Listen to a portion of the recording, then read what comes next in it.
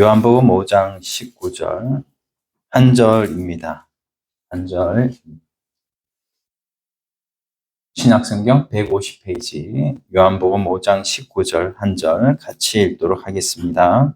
그러므로 예수께서 그들에게 이르시되 내가 진실로 진실로 너희에게 이르노니 아들이 아버지께서 하시는 일을 보지 않고는 아무것도 스스로 할 수 없나니 아버지께서 행하시는 그것을 아들도 그와 같이 행하느니라.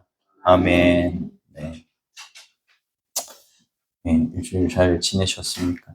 네, 우리 이 시간에 하나님께서 우리를 부르셔서 이 자리로 부르신 줄로 믿습니다. 우리 옆 사람 한번 인사하시겠습니다. 하나님의 생명으로 오신 것을 환영합니다. 하나님의 생명으로 오신 것을 환영합니다. 아멘. 네. 우리가 오늘 신약성경 총 몇 권이죠? 27권 아닙니까? 27권이 신약성경에 사도 바울은 14권을 우리가 13권이라기도 하고 14권이라기도 하는데 14권 절반을 사도 바울을 통해서 하나님은 우리에게 신약성경으로 주셨습니다.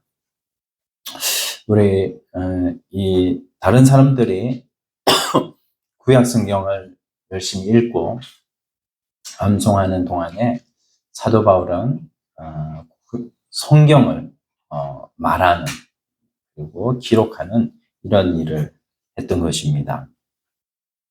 좀 심하게 표현하면 사도 바울이 말한 것이 곧 거의 성경이 되었다라고 이렇게 말을 할 수가 있겠습니다.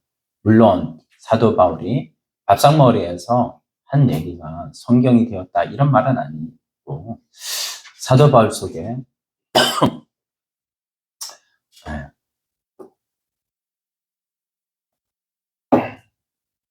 사도 바울 속에 누가 사십니까? 그리스도가 사시죠.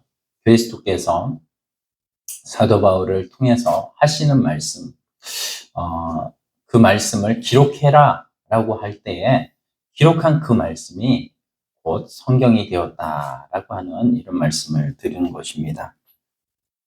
솔직히 우리가 우리 자아로 신앙생활을 할 것 같으면 우리는 굉장히 연약한 자들입니다. 그래서 때로는 하나님께서 우리를 부르신 부르심이 연약한 나를 왜 이렇게 부르셨을까? 때로는 이렇게 생각을 하기도 합니다. 그런데 하나님께서 오늘 우리들에게 원하시는 바는 우리 연약한 우리를 보지 말고 위대하시고 또 전지전능하신 하나님을 바라보고 하나님께서 원하시는 신앙생활은 하나님이 우리 안에 들어와서 그분이 우리와 함께 하시는 삶, 그것을 하나님이 원하시는데, 그런데 때로 우리가 연약해서 그런 삶을 살아가지 못하고 하나님이 계획하신 굉장히 하나님이 우리와 함께 하시면 이전과는 완전히 다른 색다른, 그리고 오늘 말씀과 같이 더 높은 신앙의 경지까지 이렇게 살아가는 삶을 살 텐데 그렇게 살지 못하는 삶을 우리가 또 살아가는 것 같습니다. 그렇지만 하나님께서 계획하시고 오늘 또 사도 바울이 또 우리를 계시하셔서 이렇게 우리가 또 추구하는 그런 삶은 사도 바울과 같은 그런 자신이 주동이 되어서 하는 것이 아니라 하나님께서 내 안에 오셔서 하나님께서 주동이 되고 주체가 되고 나는 거기에 피동이 되는 삶, 이것을 하나님이 원하시는 건 아닌가. 피동적인 삶이라고 해서 여러분들 좀 생소할 수도 있겠습니다만 저희 교단을 이렇게 하나님께서 고 배경희 목사님을 통해서 세우셨는데 제가 어릴 때, 제가 80년대 초에, 그분이 89년도에 돌아가셨거든요. 근데 80년대 초에 이제 제가 초등학교 이렇게 1, 2학년도 이렇게 다녔을 때, 그때에 이제 거창의 주상면이라고 하는 거기 장생골에 가면 그 전국에서 모이는 이런 그때 많은 사람들이 그때 거의 뭐 우리가 개미 떼를 보면 개미가 줄지어서 이렇게 막 가잖아요. 또 옛날에 좀 상상을 해보면 이스라엘 백성들이 광야에서 이렇게 가면서 이렇게 줄지어서 가지 않았을까, 이렇게 200만이라는 그 사람들이 갔던 모양처럼 그렇게 장생골로 향하고 있는 그런 사람들의 모습을 저는 지나고 보면 그게 추억으로 이렇게 남아 있습니다. 그분이 항상 하시는 얘기가 머리가 하얘 가지고 정말 어떤 보사와 같은 그런 외모를 가지고 계신 그분이 하는 말이 항상 피동적인 삶을 살아라. 피동적인 삶을 살아라. 이렇게 말씀하셨는데, 우리가 보면은 능동적인 삶, 어떻게 보면 나 주님의 기쁨 되기 원하네, 이 찬양도 있듯이 하나님의 기쁨이 되기 위해서 정말 내가 부단히 노력해야 되고, 내가 열심히 하나님을 찬양해야 되고, 하나님 앞에 기도해야 되고, 하나님 앞에 성경 읽는 것도 열심히 읽어야 되고 하는 이런 능동적인 삶을 하나님 앞에 우리가 살아가야 겨우 말씀 안에 살고 겨우 우리 주님을 닮아갈 수 있다라고 우리가 이렇게 생각을 하고 이렇게 또한 배워왔습니다. 그런데 이제 우리가 좀 피동적인 이런 삶으로 또 살아가기에는 왠지 색다르고 또 생소하기도 하고 조금은 이전과는 다른 이런 우리가 생각을 가질 수 있어요. 그렇지만 여러분, 성령행전이라고 하는 이 사도행전이 28장으로 되어 있죠.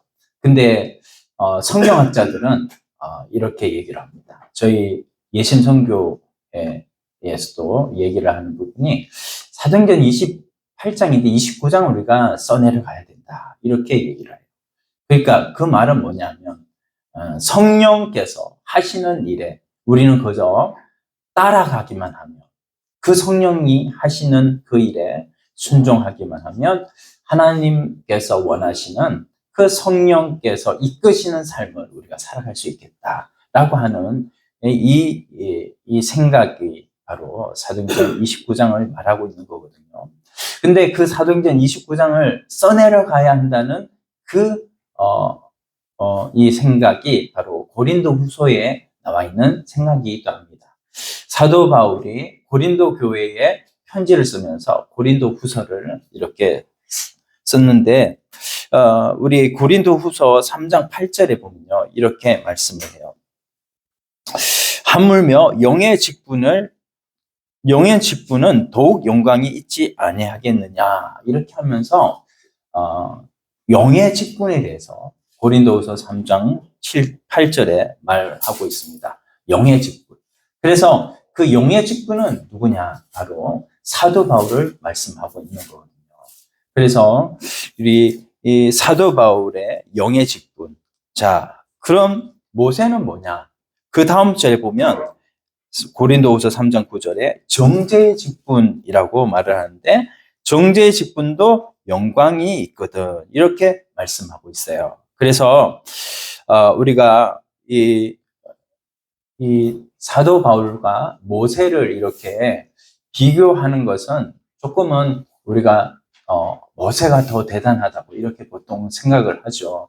왜냐하면 출애굽 당시에 하나님께서 애굽에다가 10가지 재앙을 내릴 때 모세를 들어서 10가지 재앙을 내리셨고, 또 우리가 잘 아는 홍해의 기적도 하나님께서 모세를 통해서 기적을 내리셨고, 바다를 갈라지게 하는 이 기적, 그리고 그 광야 있는 동안 얼마나 하나님께서 기적을 많이 베푸셨습니다. 모세를 붙들고 썼기 때문에 그렇게 우리가 모세를 더 크다고 이렇게 얘기를 하지만 사실은 모세는 모세오경을 기록을 했고 또 사도 바울은 또 바울서신을 이렇게 기록을 했습니다. 어떻게 생각해 보면 두 사람이 이렇게 막상막하다 이렇게 생각을 하는데 왜 하나님은 이 영의 직분을 이 바울을 말씀하셨고 왜 모세를 정죄의 직분이라고 이렇게 말씀하셨을까? 그것은 율법은 바로 정죄를 하는 거거든요. 너 이 말씀에 너 어겼어. 이 말씀을 어겼으니까 너는 정죄를 받아 마땅해 라고 하는 부분을 지금 율법에서 말씀하는 것이기 때문에 모세는 율법을 하나님 앞에 받아가지고 수여한 그런 직분을 가진 자고, 그리고 이제는 바울은 그게 아니라 성령을 예수 그리스도께서 십자가에 못 박혀 죽으시고 몇 날이 못 되어서 부활하시고 몇 날이 못 되어서 이제 성령을 받았죠. 그 성령을 받은 그 바울은 성령을 통해서 영의 직분을 받아가지고 성령께서 그 마음에다가 하나님을 믿는 믿음을 허락하여 주는 그 놀라운 직분을 받았거든요. 그래서 사도 바울은 이 모세와 나랑 비교하지 마라. 모세와 나랑은 차원이 다르다. 이렇게 얘기를 한 거죠. 여러분, 바울의 그런 자신감이 어디서 나왔을까요? 여러분, 모세한테는 기껏해야 율법이 나와요. 그러나 바울에게는 그 속에 뭐가 있기 때문에? 그리스도가 계시기 때문에 그리스도가 나오는 거거든요. 우리 한 사람 한 사람도요, 우리가 모세와 같은 사람이 아니라 우리는 바울과 같이 성령을 받은 사람들이기 때문에 우리 안에서는 그리스도가 나와야 되고 성령께서 오셔서요, 그 예수 그리스도를 증거하는 그 일을 하시거든요. 그래서 우리 한 사람을 통해서 이제는 성령이 그리스도가 나오는 이 일을 하나님께서 성령을 통해서 이루어 가신다. 그러므로 우리도 모세가 아니라 이제 바울과 같이 바울처럼 우리도 그리스도를, 부활하신 그리스도를 뵙고 예수님을 믿었기 때문에 이제는 바울처럼 우리가 그런 신앙생활을 할 수 있다라는 것을 이거를 강조하고 싶어서 오늘 하나님께서는 우리에게 이 말씀을 주시는 줄 믿습니다. 그래서 오늘 제가 몇 가지 말씀을 드리려고 하는데, 첫째가 뭐냐면 부활하신 주님을 만난 사람은 색다르고 더 높은 신앙의 경지로 나가야만 한다라는 것입니다. 그래서 우리가 부활하신 주님을 다 만났죠. 여기에 뭐 육신으로 예수님 만난 분 없잖아요. 다 부활하신 주님 만나고 예수님을 우리가 믿지 않습니까? 근데 제가 또 갈라디아서 2장 20절을 성경에서 엄청 중요하게 생각을 합니다. 그래서 내가 그리스도와 함께 십자가에 못 박혔나니 이제는 내가 사는 것이 아니요 내 안에 그리스도께서 사시는 것이라. 이게 바로 바울 신앙의 모토이고, 또 우리가 하나님 앞에도 살아갈 때 우리는 그리스도와 함께 십자가에 못 박혔기 때문에 우리가 그리스도께서 지금 부활하신 그 부활의 생명이 오늘 우리에게도 있고, 그 십자가 부활의 이 놀라운 생명이 오늘 우리 안에서도 꿈틀대고 있기 때문에 오늘 우리가 하나님 앞에 신앙생활을 내 마음대로 하는 것이 아니라 우리 안에 그리스도께서 나타나셔서 그리스도와 함께 신앙생활을 하는 이런 삶으로 우리가 나아가고 있는 것이죠. 그래서 저는 생각을 해볼 때 이 갈라디아서 2장 20절, 나는 죽고 그리스도로 사는 이 복음을 도대체 바울은 어떻게 알았을까? 어떻게 그것을 깨달았을까? 우리가 그때는, 바울 때에는 성경이 없었거든요. 신약 성경이 없었어요. 근데 그 구약 성경을 보면서 구약 성경에, 물론 이거를 구약 성경에 그런 말씀이 안 나오는데 그것을 깊이 깨달으면 정말 나올 수 있는 그런 말씀이 있죠. 그렇지만 액면 그대로 보면 이게 말씀이 안 나오거든요. 근데 사도 바울은 이것을 알고 있었다. 우리가 한번 12제자를 한번 생각을 해보겠습니다. 12제자는 예수님을 만났어요. 예수님 당시에 예수님이 찾아다니면서 12제자를 부르셨죠. 예수님과 함께 동행하면서 예수님이 하시는 일들을 옆에서 계속 봤어요. 예수님과 함께 친밀한 교제를 나누었던 사람들, 바로 야고보와 베드로와 요한, 이런 사람들이죠. 그런 사람들은 함께 예수님과 함께 3년 6개월 동안 동행하면서 제자 훈련도 받으면서 이렇게 살았습니다. 그러나 바울은 또 달라요. 바울은 예수님을 육신으로 만난 적이 없습니다. 그리고 물론 예수님을 들었겠죠. 예수님의 소문은 들었겠어요. 들었지만은 그는 제자 훈련 받은 사람이 아니거든요. 예. 그래서 저는 바울이 이 갈라디아서 2장 20절 그리고 성경의 절반, 신약 성경의 절반을 기록한 이 바울에 대해서 한번 가설을 세워보기를, 하나님께서 바울을 이렇게 쓰시고 이렇게 바울이 성경 절반을 이렇게 기록한 이유가 뭘까? 그것은 바로 제가 생각하기는 우리를 위해서 기록하셨다. 우리를 위해서. 그래서요, 보면 여러분, 우리가 이 삼각형을 세워서 예수님과 12제자와 바울, 이렇게 한번 생각을 해봅시다. 예수님이 계시고 12제자들이 있고 여기에 바울이 있어요. 그러면 나와 가까운 사람들은 누굴까? 12제자가 나와 가까울까? 아니면 사도 바울이 나와 가까울까? 12제자는 예수님의 얼굴을 직접 보고 예수님과 함께 동거동락한 사람들이고, 사도 바울은 부활한 예수님을 만나서 부활한 주님과 함께 부활한 주님을 만나고, 그 주님을 또한 만나고 나서 아라비아 광야에서 3년 동안 예수님과 함께 동행한 사람이죠. 자, 그러면 우리가 결국 답은 사도 바울과 비슷한 처지라는 거죠. 우리는 육신으로 예수님 만난 적이 없습니다.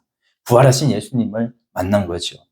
그래서 우리가 이 사도 바울을 통해서 예수님이 그와 함께 하셔서 성경을 기록하게 하셨고 그와 함께 교회를 세웠던 이런 모습들을 보면서 우리도 똑같이 사도 바울과 같이 그렇게 예수님이 주장이 되시고 예수님이 주체가 되시고 우리는 예수님과 함께 살아가는, 피동이 되는 이런 삶을 우리가 살아가는 자가 됐다라는 것을 우리가 이렇게 생각을 해볼 수가 있습니다. 이거는 제 주장이 아니고 바울 신학을 하는 분들의 주장이에요. 제 얘기는 아닙니다. 제 얘기는 안 해요. 여러분, 우리가 한번 예수님을 가만히 생각을 해봅시다.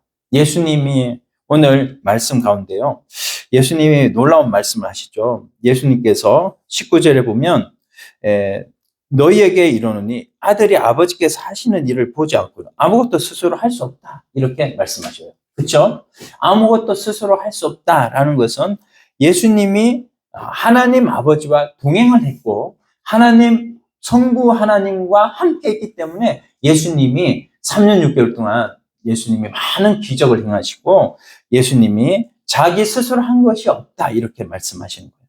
근데 제자들을 보면 이 제자들은 예수님을 직접 옆에서 봤잖아요. 그리고 자신들은 연약하고 예수님은 도저히 자기들이 범접할 수 없는 그런 완전 하나님이시고 하나님의 아들이시고 예수님은 기적을 막 그냥 뭐 밥 먹듯이 행하시는 분이신데 자기들은 그저 예수님을 옆에서 바라보고 예수님을 닮아가면 좋겠다. 예수님과 같이 하면 좋겠다. 라고 하는 이런 생각을 가지고 있는 사람들이죠. 그런데 예수님께서 무슨 말씀하시냐면 나중에 너희가 나보다 더 큰 일을 할 수 있다. 이렇게 말씀하시는 거예요. 그러니까는 제자들이 생각을 할 때에는 왜 저 말씀하시지? 제자들이 우리를 위해서 우리를 격려하기 위해서 그렇게 말씀하시나 보다. 이렇게 생각을 한 거죠. 그러나 여러분 이 사도 바울은요. 예수님을 어떻게 알고 만났냐면 부활하신 예수님을 어떻게 만났어요? 육으로 만난 것이 아니라 영으로 만난 거예요. 그래서 예수님을 영으로 만났고 영으로 만난 예수님은 더욱 놀라운 비밀을 더욱 사도 바울에게 알려주셨다는 것이죠. 여러분, 우리가 영혼 육으로 되어 있다는 거 아시죠? 근데 이거는 기능적으로 나오는 것이고요. 영과 육은 사람이 영과 육으로 되어 있는데 기능적으로 보면 영혼 육으로 되어 있어요. 그래서 우리 성도들의 그런 수준도 보면 영적인 성도, 혼적인 성도, 육적인 성도 이렇게 나누고 있습니다. 이거는 이제 워치만이라고 하는 그 중국의 선교사가 좀 얘기하는 건데, 우리 사도 바울도 예수님을 만났을 때 아마 영으로 만나서 더욱더 이렇게 큰 능력을 받았지 않았을까 이렇게 생각을 하고요. 어쨌든 이 원리처럼 예수님도 사도 바울과 같은 원리로 그렇게 사셨다. 사도 바울도 예수님 같은 원리로 사셨다. 그러므로 예수님이요 12살 때 여러분 어떤 일이 있었죠? 12살 어린애가 유대의 랍비하고 막 얘기를 막 하는 거예요. 근데 하나도 지지를 않아요. 그래서 그 부모님은 막 놀랐어요. 왜냐하면 막 하나도 12살 어린애가 뭘 안다고 랍비들하고 막 논쟁을 하다시피 막 하는데 하나도 지지 않더라고요. 그래서 야, 이 유대 이 뭐예요? 예루살렘 초등학교도 안 나온 이런 자기 아들이 랍비들하고 막 얘기하는 거를 들어보니까 야, 대단하다. 근데 그것이 뭐냐? 우리 예수님은 뭐예요? 신인 양성 일이 신성과 인성이 1위 하나의 위격 안에 있는 분이시죠. 그래서 예수님 뭐예요? 하나님이시면서도 또 뭐예요? 사람이다. 그래서 예수님의 그 인간된 예수님을 우리는 생각을 많이 안 하는데 예수님 하나님이라고 우리는 알고 있기 때문에 믿고 있기 때문에 근데 우리가 예수님의 인성을 생각할 때 예수님은 오늘 이 말씀을 이해할 수가 있는 거죠. 예수님이 스스로 할 수 없다. 예수님의 지혜는 인간의 지혜하고 똑같다. 왜냐하면 인성으로 봤을 때, 그렇죠? 그래서 인성으로 예수님은 스스로 할 수 없는 예수님, 그 예수님이에요. 그렇지만 그 예수님이 누구와 함께 하셨어요? 성부 하나님과 함께 하셨기 때문에 그는 신적 능력을 발휘해서 기적을 행할 때는 그렇게 기적을 행하신 것을 우리가 볼 수가 있는 것이죠. 여러분, 그래서 우리가 예수님을 생각할 때 요한복음을 우리가 바라보면서 우리는 요한복음을 오늘 이 말씀을 이해를 하면 우리가 갈라디아서 2장 20절을 보면서 이해를 더욱 잘 할 수가 있는 것이죠. 그래서 우리는 예수님처럼 사도 바울도 예수님처럼 성부 하나님과 예수님이 함께 하신 것처럼 사도 바울도 예수님과 함께 성령님과 함께 살았기 때문에 사도 바울도 성경의 절반, 신약성경의 절반과 많은 교회를 세웠던 그 일을 했다라는 것을 우리가 볼 수가 있습니다. 이런 예수님이 우리의 뭐가 되시죠? 구원자와 또 주인이 되시기 때문에 우리는 이 예수님을 통해서 우리도 이제는 길을 삼아야 되고 그리고 그분이 우리의 생명이 되어야 되고 그래서요 우리 초창기 때 첫째 아담으로 온 여기 우리는 모두 아담의 후손이잖아요. 우리 장로님도 우리 성도님도 그렇고 모두 아담의 후손이에요. 우리 또 하와의 후손이에요. 자, 아담과 하와의 후손. 아담이 어떻게 근데 후손이라고 해서 좋은 건 아니에요. 그래가지고 뭐 아담이 와가지고 죄를 지었잖아. 그 죄를 지어가지고 그 저주를 우리가 다 받았잖아요. 근데 이 저주를 받은 우리들이 이제는 회복이 되었어요. 누구 때문에? 예수님 때문에요. 그 예수님은 그래서 몇째 아담으로 오셨어요? 둘째 아담으로 오셨습니다. 그래서 둘째 아담으로 오신 예수님, 그 예수님은 오늘 둘째 아담으로 오셔서 오늘 전 인류의 생명을 다 구원하는 그 일을 행하셨어요. 그래서 예수님은 오늘 우리의 첫 열매가 되셨다고 말씀하고 있습니다. 그 첫 열매가 구약 성경에는 절기로 말씀하고 있는데 초실절이라고 하는 절기가 있어요. 그 초실절이라고 하는 절기, 그 절기는 첫 열매라는 거거든요. 첫 열매를 뗐을 때 큰 첫 열매를 거두는 그때가 초실절인데 그 초실절에 그 첫 열매가 나오면 어떻게 되는 거죠? 우리가 고추를 심고 가지를 심으면 다음에 그 고추 가지를 따 먹으면 또 계속해서 똑같은 첫 열매가 계속 나오는 것처럼 오늘 예수 그리스도께서 첫 열매가 되셨기 때문에 그 첫 열매인 예수님을 우리들도 본받아서 계속해서 또 다른 첫 열매가 계속해서 나온 거죠. 그래서 초대교회 당시 때도 첫 열매 따라서 첫 열매를 이어받은 다음 열매가 쭉 나왔고 지금까지 교회 역사를 통해 가지고 계속해서 이 일은 이루어지고 있다. 그리고 이 일은 우리가 부활할 때도 마찬가지. 첫째 부활 대신 예수 그리스도를 따라서 우리도 다 같이 부활할 줄로 믿습니다. 그래서 이 첫째 부활하신 예수님의 그 삶의 패턴과 같이 오늘 우리들도 사도 바울이 그랬던 것처럼 예수 그리스도께서 그 사는 삶을 본받아서 우리도 살아가면 우리도 예수님과 같이 또 바울과 같이 그런 큰 일을 하나님 앞에 감당할 수 있을 줄 믿습니다. 이런 삶이 바로 더 높은 경지의 신앙생활이라는 거예요. 자, 우리가 이런 삶을 이제 살아갈 줄 믿습니다. 예.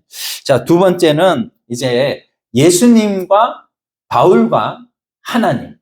누구요? 예수님과 바울과 하나님. 이 세 분에 대해서 우리가 조금 더 살펴보면서 색다르고 조금 더 높은 신앙의 경지가 뭔가를 한번 우리가 찾아보기를 원하는데 이분들이 어떤 원리로 세상을 사셨는가? 요한복음에서 우리가 예수님이 어떻게 사시는지를 우리는 알 수가 있습니다. 예수님께서 말씀드렸듯이 예수님 혼자 사신 것이 아니라 하나님과 함께 사셔서 하나님의 일을 예수님이 함께 하셨다라는 것이죠. 요한복음을 보면서 우리는 그 부분을 캐치를 해야 되고 갈라디아서를 보면서 바울을 통해서 나는 죽고 그리스도가 사시는 삶, 그 부분을 통해서 우리는 내가 이제 바울처럼 살 수 있다라는 것을 우리가 두 가지를 신약 성경에서 발견할 수 있어야 돼요. 근데 이제 구약에서 우리는 뭘 발견할 수 있냐? 구약에서는 바로 하나님께서 주어가 되시고 바로 이 사람을 쓰셔가지고 하나님께 사용하신다라는 것을 우리가 발견을 할 수가 있어요. 그게 뭐냐면 하나님의 주권이거든요. 그래서 따라서 합시다. 하나님의 주권. 하나님의 주권. 그래서 하나님이 주인공이고 우리는 엑스트라다. 뭐가요? 우리가 뭐라고요? 엑스트라. 엑스트라. 그래서 하나님이 나를 통해서 나를 사용하셔서 하나님께서 하나님의 일을 감당하신다라는 것을 우리가 볼 수가 있습니다. 예를 들어서 제가 설명을 하면 좀 쉬울 것 같습니다. 창세기 37장에 보면 요셉의 이야기가 나와요. 근데 요셉을 보면서 요셉이 어릴 때 뭐를 많이 꾸었죠? 꿈. 그리고 꿈을 꾸고 비전을 품고 했죠. 그래서 우리가 요셉을 볼 때, 야, 우리도 꿈과 비전에 대해서 많이 주일학교 때 이렇게 설교도 하고 하는데, 꿈과 비전을 품으면, 야, 우리도 요셉처럼, 요셉이 총리가 되는 게 30세에 총리가 됐어요. 근데, 야, 우리도 그렇게 요셉처럼 꿈과 비전을 가지면 요셉처럼 30세에 총리는 안 되더라도 장관은 되지 않겠냐? 이러면서 막 우리가 많이 설교를 합니다. 근데 진짜 우리가 그렇게 설교하는 거 뭐 나쁘진 않고 다 맞아요. 맞기는 맞는데 우리가 그거는 부차적인 교훈이라는 거예요. 사실 구약을 보면서 우리는 뭘 봐야 되냐면 진짜 교훈은 하나님께서 사용하시고 주어가 하나님이시고 우리는 목적어가 되어서 하나님이 요셉을 사용하신다. 이게 바로 우리 구약을 보면서 가져야 될 교훈이라는 거예요. 그래서 물론 요셉은 이렇게 어릴 때부터 잘 쓰여짐 받고 했지만 야곱이라는 사람 보십시다. 야곱이라는 사람. 그 야곱이라는 사람은 참 험악한 인생을 살았다고 했죠. 자기 스스로 입으로 말을 했어. 내가 험악한 인생을 살았습니다. 야곱이 이름이 뜻이 뭐죠? 네. 자, 따라서 합시다. 발 뒤꿈치. 발 뒤꿈치. 이름이 참 희한해요. 그래서 야곱이 왜 그런 이름을 받았을까? 그것은 바로 형이 있는데 에서하고 같이 나면서 에서의 발을 잡고 나왔거든요. 네, 우리가 원래 애들은 잡는 습성이 있으니까 꽉 쥐고 나왔겠죠. 근데 이 야곱이요, 살아가면서도 참 야곱을 보면은 에서하고 보면은 이렇게 비교가 되는 거예요. 우리가 참 대장부와 졸장부라고 하는데 이 대장부는 누구예요? 에서는 대장부야. 에서는 대장부고 막 밖에 나가가지고 막 이렇게 활 쏘고 해가지고 막 동물 잡아가지고 아버지한테 그거 막 요리해가지고 대접하고 막 가족들 막 먹여 살리고 막 이렇게 하는 엄청난 사람들, 사냥꾼. 근데 야곱은 뭐냐면 맨날 집에서 바느질을 하고 이렇게 하는 그런 그런 야곱이었단 말이죠. 사람이 보면 야곱은 어떻게 굉장히 얍삽해요. 그리고 사기꾼 기질이 있어. 그래가지고 아버지 속여가지고 뭐를 받아요? 장자권을 형을 속여가지고 팥죽으로 장자권 빼앗고, 아버지 속여가지고 털 붙여가지고 막 엄청 이상하게 해가지고 장자권 빼앗고, 이런 야곱 참 그런 야곱을 하나님께서는 사용을 하신다는 거죠. 에서를 사용하신 것이 아니라 야곱을 사랑하셔가지고 야곱을 택하셔가지고 야곱을 사용하셔가지고 야곱을 나중에 뭐로 만드셔요? 야곱의 씨름을 통해 가지고 야곱이라는 이름을 주는데 뭐예요? 이스라엘이 되게 하시고. 여러분, 아브람을 사용하셔가지고요. 아브람은 뭐예요? 자기 아내를 팔아놓은 게 2번이나 사례를. 그래서 사례가 얼마나 이쁜지. 그거를 2번이나 팔아넘긴 이런 사람이 바로 아브람인데, 그 아브람을 사용하셔서 열국의 아버지 아브라함을 만드시고, 그리고 그 아내 사렐은 어떤 열국의 어머니라고 말을 하는 사라로 만들어 가시는 하나님. 그러니까는 구약을 보게 되면 깜도 안 되는 사람을 하나님께서 사용하셔가지고 엄청난 일을 감당을 하시는 하나님이시거든요. 우리가 이걸 볼 때, 구약의 하나님을 볼 때, 나도 별로 별 볼 일 없는 인간이지만 나를 사용하셔서 하나님께서 생명을 살리는 전도를 하게 하시고, 전도자로 쓰임받게 하시고, 하나님께서 많은 사람들에게 복음을 전하는 이런 일을 감당하게 하신다. 의사는 육신적인 생명 조금 연장시키는 그 일을 감당하지만 나는 아니다. 나는 비록 내가 의대 나온 거는 아니지만 하나님께서 나의 입을 사용하셔가지고 복음을 전도하셔가지고 하나님께서 주시고자 하는 영생을 허락하게 하시는, 이 일을 감당하게 하시는 분이 하나님이시구나 라고 할 때, 이 믿음을 가질 때 우리가 오늘 이 구약에 우리를 사용하셔서 별로 사람답지도 않은 사람 사용하셔가지고 큰 일 감당하게 하시는 그 하나님을 바라볼 때 얼마나 은혜가 되는지 모르는 거예요. 예. 그래서 우리가 정리하자면 구약은 하나님의 색다른 발견이고요. 복음서는 뭐예요? 예수님의 색다른 발견. 그리고 갈라디아서는 바울의 색다른 발견. 우리가 그래서 더 높은 신앙생활의 경지로 나아가는 이런 분들을 보면서 우리도 똑같이 그냥 우리가 하나님을 믿음으로 말미암아서 이제는 더욱더 크게 쓰임받는 우리가 되어야 될 줄로 믿습니다.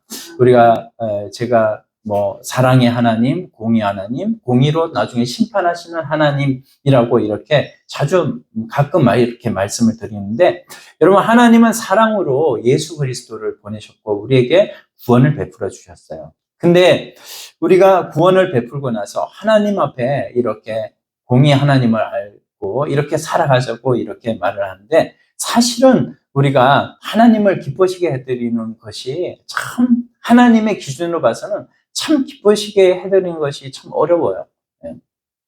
근데 하나님은 우리를 너무 사랑하시기 때문에 조금만 잘해도, 아기가 조금만 잘해도 아이고 귀여워 그러면서 아이를 이렇게 안아주고 좋게 봐주는 아빠 엄마처럼 우리 하나님이 그렇게 봐주시는 거예요. 우리가 여기에 이렇게 와 있는 것도, 여러분, 하나님이 우리를 받아주시는 것이 아니라 예수 그리스도를 통해서 우리를 받아주시는 거거든요. 왜냐하면 하나님은 전지전능하신 분이시고 완전한 선이시기 때문에 우리가 예수 그리스도를 붙들고 이 자리에 오지 않으면 우리는 다 죽고 하나님 앞에 제사를 드릴 때요. 재물을 가져가지 않고 하나님 앞에 제사 드린다고 하면 그 사람 100% 죽습니다. 구약의 제사법이 그런 거예요. 오늘 그 제물된 분이 누구예요? 예수 그리스도이신 줄 믿습니다. 그래서 여러분 이 자리에 올 때 항상 겸손한 마음으로 와야 돼요. 예수님을 붙들고 예수님 모시고 와야 돼요. 예수님 모시고 올 때 그 하나님께서 우리에게 받아주시는 거거든요. 그래서 우리가 하나님 앞에 이렇게 정말 주님이 우리를 받아주시는 것은 우리의 하나님 앞에 잘해서가 아니고 우리가 예수 그리스도로 말미암아서 하나님이 우리를 받아주신다. 보통 우리는 자판기 하나님을 많이 합니다. 그래서 내가 앞에 1,000원짜리 넣으면 1,000원짜리 상품이 나오는 것. 그래서 내가 하나님 앞에 이렇게 하면 하나님 요만큼 이렇게 잘 해주시고 하는 이 부분을 우리가 알고 있는데 사실은 우리가 하나님 앞에 많이 한 것이 별로 없다. 내가 여러분 보세요. 구약의 사람들도 보시고 많이 쓰임받은 사람들 보세요. 하나님이 그 사람들 사용하셔서 쓰는 거지 그 사람들이 뭘 잘해가지고 쓰임받는 게 아니에요.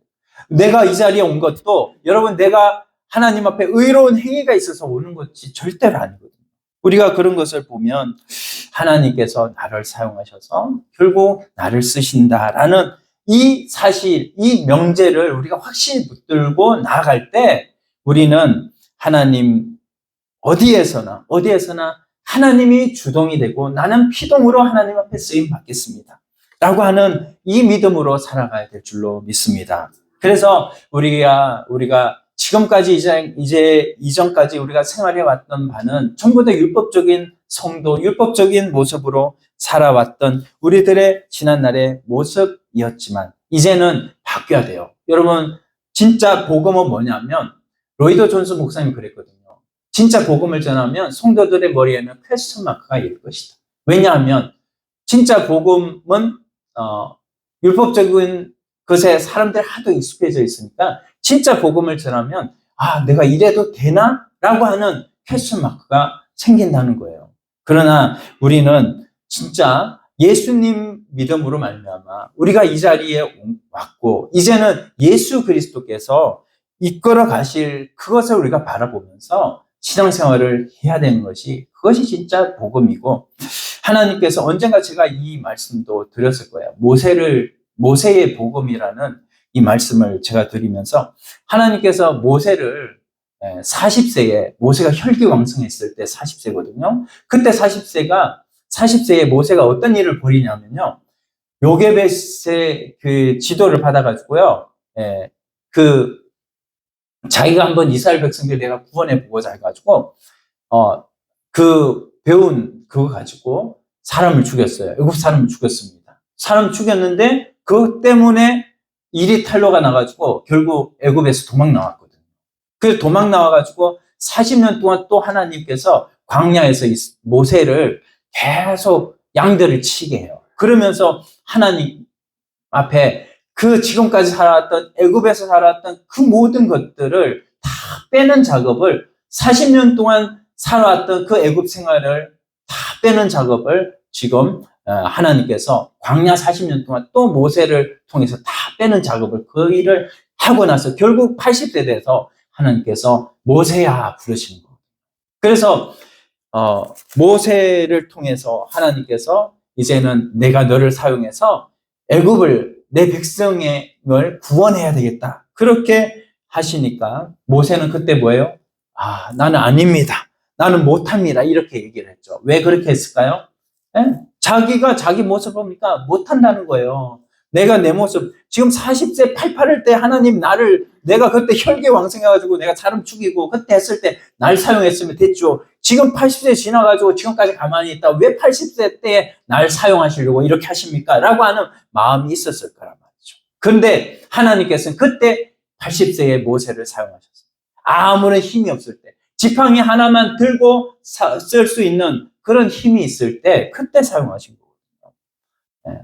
오늘날로 말하면 80세에 목회를 시킨 거예요. 야, 이제 목회 나가라. 80세에 목회 나가려고 하면 그때는 이제 다 포기가 된 거죠.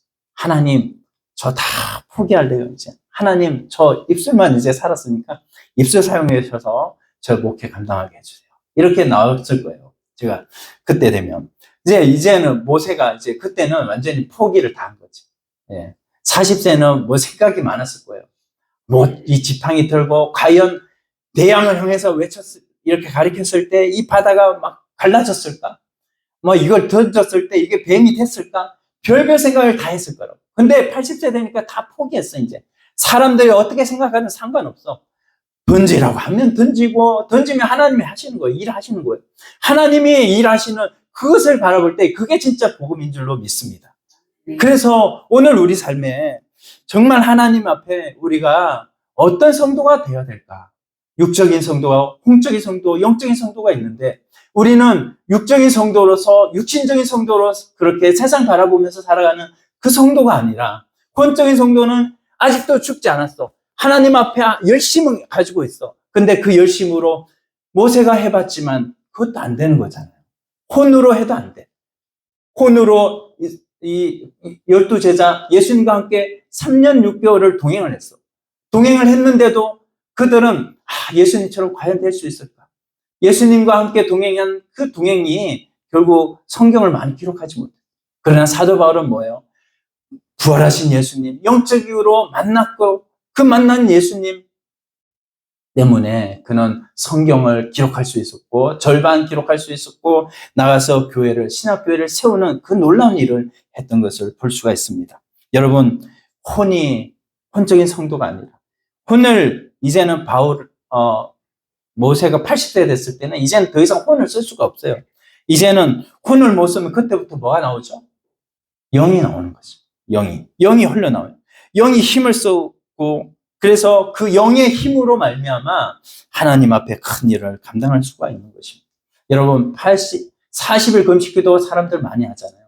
근데 40일 금식기도 해서 어떤 분은 그 금식기도 하고 난 다음에 이제 평소에 더 이렇게 잘 먹고 이렇게 기도한 그때보다도 더 사탄이 침범한 그런 경우를 어떤 분은 봤다고 그래요.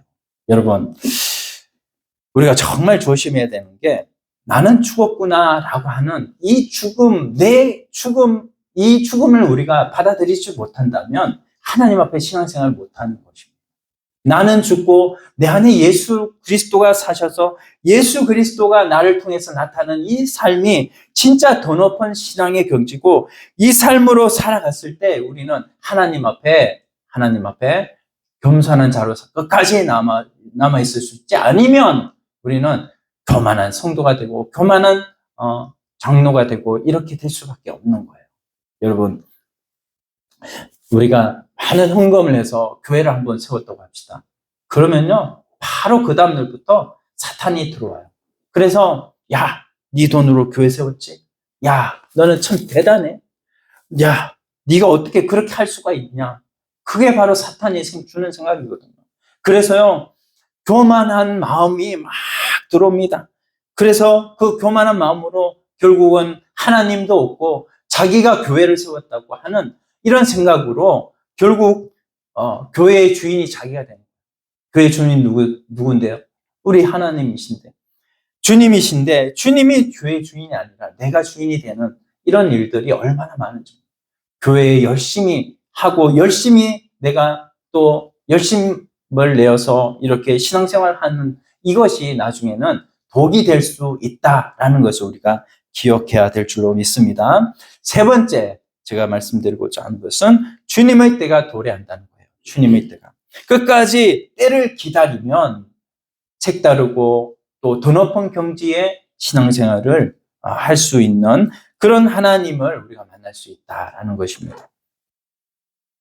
요셉을 꿈을 꿨잖아요. 근데 그 요셉이 비전을 가지고 있었어요. 근데 이 요셉이 맨날 꿈 얘기를 하는 거죠. 누구한테? 형제들한테.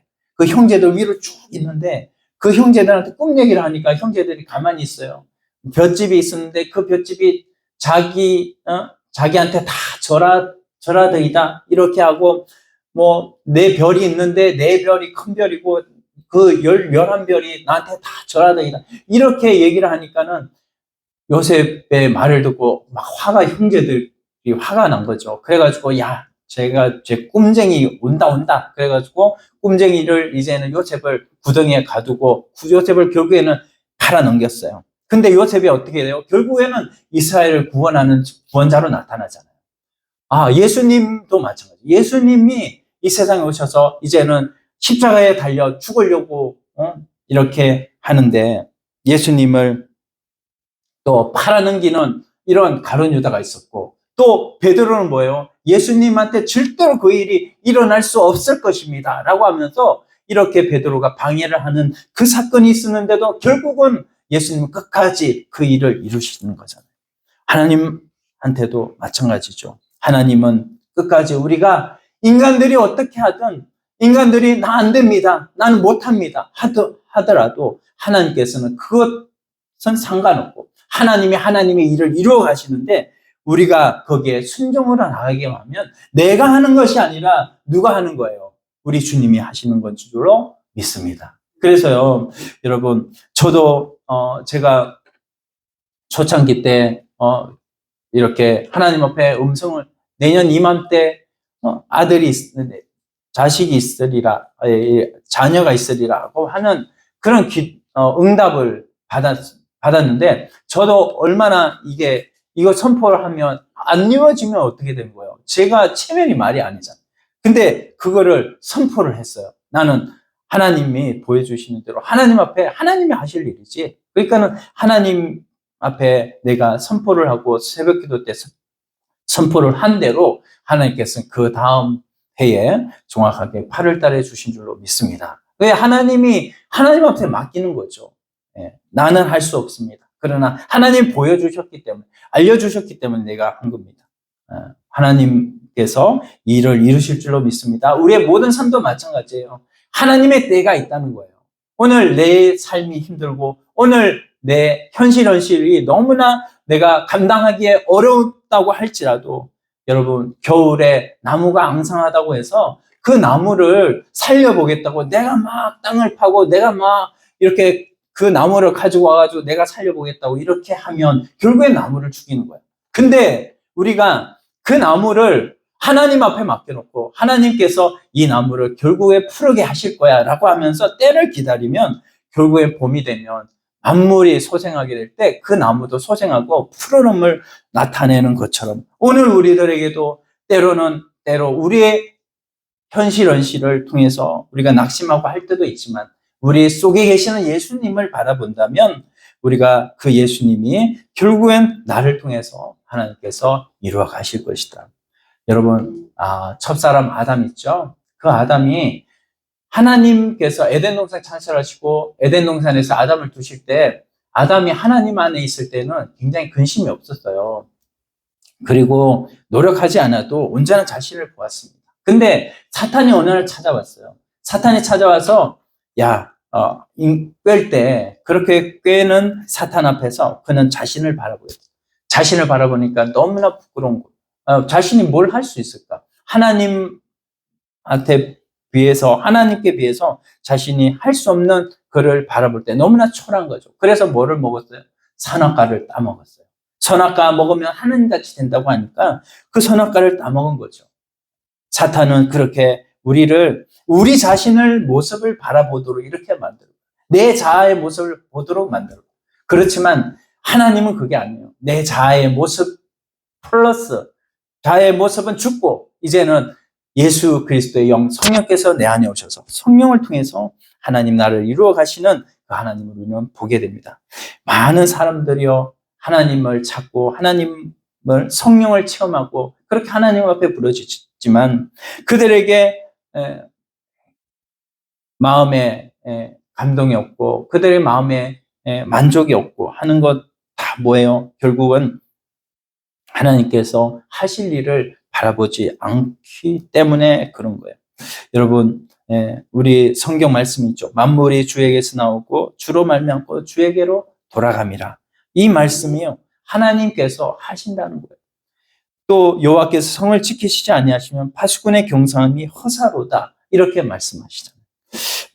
여러분 우리가 우리 중심으로 정말 우리가 내 자아를 생각하면 너무나 우리는 결국 겸손이 아니라 하나님 앞에 교만으로 나가는 우리 자신들을 보게 됩니다. 그러나 하나님이 이 일을 이루시고 이 일을 나를 통하여서 채워 나가실 것이다 라고 하는 믿음을 가지면 우리를 통하여 큰 일을 감당하신다. 이 말씀을 기억하시고 오늘 하나님 앞에 우리 간절하게 한번 기도하기를 원합니다. 하나님 앞에 정말 부활하신 예수님, 그 예수님을 만난 우리들 이제는 더 높은 신앙의 경지로 나가게 하시고 예수님처럼 바울처럼 우리도 하나님 주님이 주인이 되시고 우리는 그의 엑스트라가 되어서 나를 사용하여 주시옵소서. 우리 다 같이 한번 기도드립니다. 주님 감사합니다. 하나님 아버지 오늘도 하나님 우리에게 귀한 말씀을 주신 것을 감사합니다. 하나님 나를